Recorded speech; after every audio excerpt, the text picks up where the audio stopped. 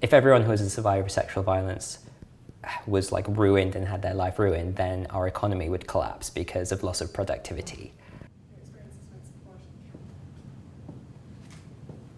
People kind of survive in lots of different ways, some pretty healthy, some less healthy. Something that I took up to support myself after this initially happened was that I got really into running.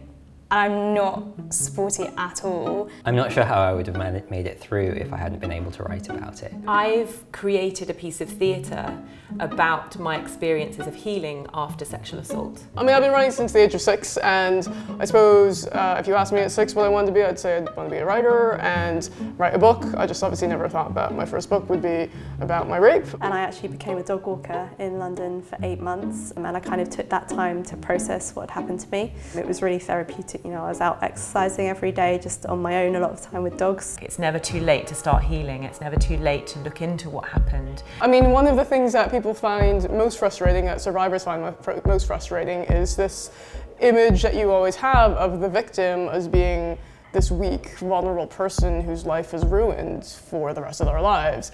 And it's, you know, it is nuanced because in some ways your life is temporarily really destroyed. But at the same time, it is possible to recover, and it is possible to, you know, rebuild, put your life back together, and maybe not have the exact same life that you had before, but have something similar to it, and to have a life that does live up to the potential that you have. This idea that rape and sexual violence happen to young, attractive women whose lives are then ruined and then they fade into obscurity or like die.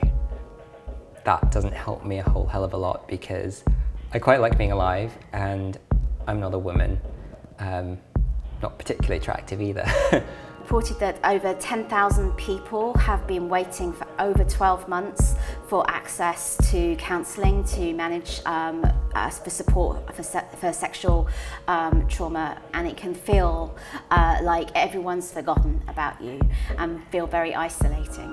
One of the things that I think really made it difficult for me to speak about this stuff was that I didn't feel like what happened to me was worth doing the healing. I didn't feel like it counted, and I felt like speaking about it or seeking therapy about it would just be making a fuss. It can be really easy to like not see hope for the future if something like this happens to you, and a lot of days I would wake up and think, what's the point?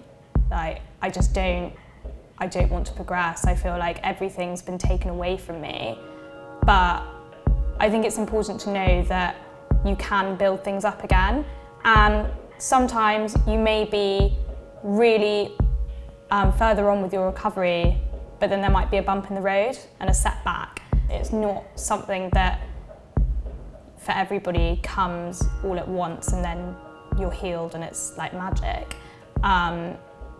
You know, the brain's really complex. It takes a long time to work through what's happened to you. The key thing, I guess, is to find strategies and contexts and infrastructure that supports us in helping each other and talking to each other about these issues.